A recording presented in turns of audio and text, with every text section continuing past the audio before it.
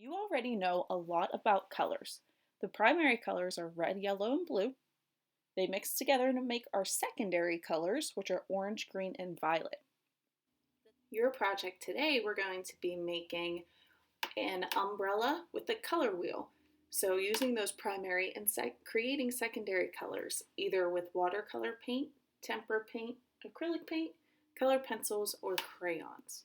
You can use regular paint that you squirt onto a paper plate or extra paper, watercolor paint, crayons, colored pencils, it's all up to you. We're going to be making a color wheel umbrella. So we start with a horizontal line towards the top of the paper, about the distance of your hand across. Go down a little lower and make another horizontal line. Now we're going to make a big X to connect it. So this corner up here, you're going to come the whole way down, connect, then make another diagonal line up. Where those lines meet or intersect, we're going to make a line come across a little bit farther out than these corners, and the same on the other side. So to make an hexagon, so we have 6 sections for each color of our color wheel. I'm going to connect here and here. Same on this side. Then if this is the umbrella to the side, we need the feet of our person. So here's the leg, a smiley face for the top of the boot, because if it is raining, we should probably have rain boots on. But since mostly everyone has 2 legs, we would see another leg back here. So I just copy that same shape. And then I'll have the ground. For our color wheel, we're going to start with our primary colors. Our primary colors are red, yellow, and blue. So if you have the squeeze paint like I do, we'll just have those 3 colors squeezed out. If you have watercolor, color pencil, crayons, make sure you just have your primary colors.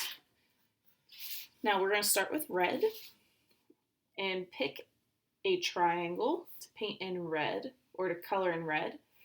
Remember how I showed you in class that the easiest way to do this is to outline your shape first and then paint it in. That way it helps you to stay in the lines.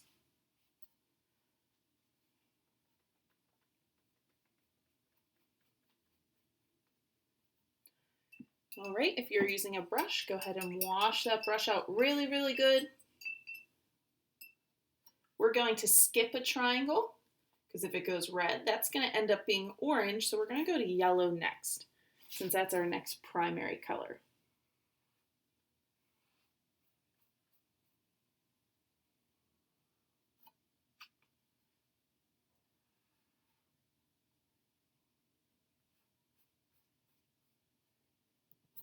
Wash it out.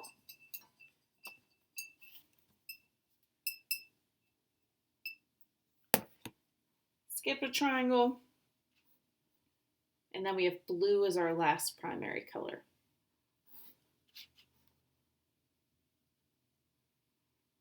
Now remember, they are so special because no other colors in the world can mix and make them, but they can mix together to make all the other colors. So for example, our first colors that we're going to mix together are red and yellow. Those colors can mix together to make orange, which is a secondary color. So red, yellow, blue are primary, orange, green, and violet are secondary.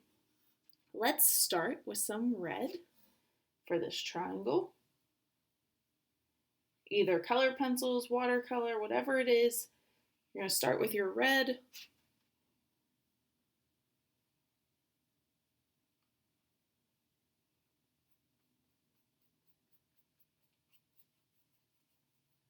Wash it out. And I hope you all know what color we add to turn that red triangle into orange. And we need to add some yellow. So I get yellow on my brush. I put yellow on my paper. I'm going to need more yellow because that red is taking up a lot of my color because it's darker than yellow. Maybe once it dries a little bit, I can go back over it. It's starting to change to very deep orange. If you're using watercolors, you'll probably see that change more, and same with crayons or colored pencils. All right, red, orange, yellow, then green. Start with our yellow. Ignore my dogs barking because someone's probably walking past our house. Oh, mine's already starting to turn green because I accidentally got some blue in there. So if we want this triangle to be green, I need to wash my brush out. Put a little bit blue on my brush and then mix that to make my green.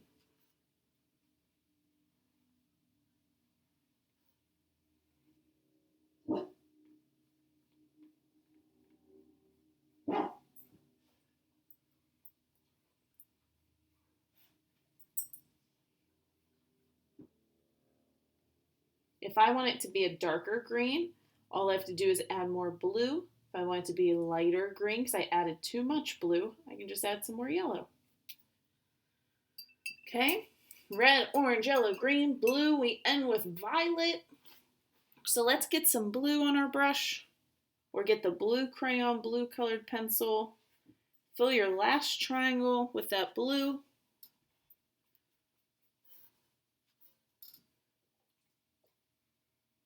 And then blue's a really dark color, at least the blue I have. So I'm going to add some red to make it violet. If it's too red, I can go back with my blue to make it a little more violet. Yep, that's a little red. Go back with my blue, mix it up. And when it dries, I might do the same thing that I did for my orange and just go back over it. It's all about playing with how much of each color you need to put on your paper, whether you're painting or how hard you need to press if you have colored pencils or crayons. All right, for the rest of my paper, I can fill it up with crayons, I can fill it up with colored pencils. It's up to you. But if I have my rain boots on, I have my rain boots be yellow, sharpen that.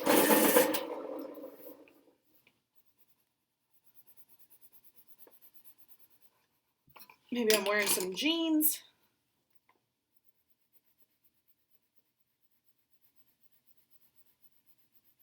Be careful not to get my colored pencil in that wet paint. And then the ground and the background, I'm going to color with watercolor paint.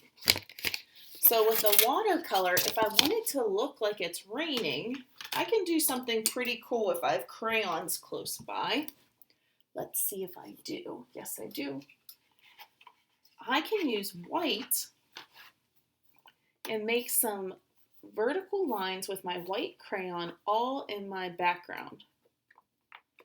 And what that's going to do is, since you know that crayons are made of wax, my watercolor paint goes right on top of it. So let's see here. Get a brush. I need water on that. Or you can just color your background with colored pencils. It is your project and it is all up to you. So if I pressed hard enough with that crayon, I'll be able to see the white of it when I put my watercolor paint on top.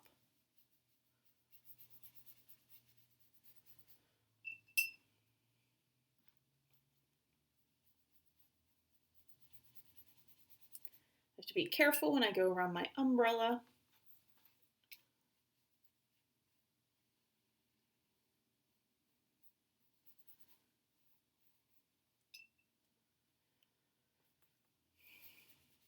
But you can finish coloring your paper however. I want to hear all about you mixing your colors and what that looked like for you.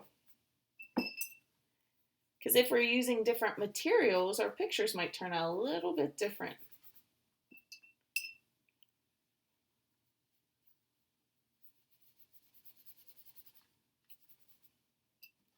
And then you can make your ground whatever colors you would like as well.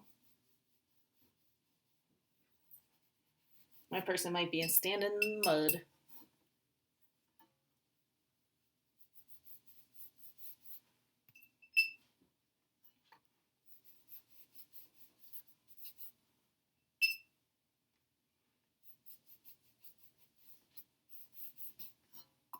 All right, here mine is. I wish that I would have tried it with a little more yellow. Let's try that now. See if mine turns out any different. So I need to wash my brush out. Now that's dried a little bit. Let's add some more yellow to it. Make it look a little more orangey.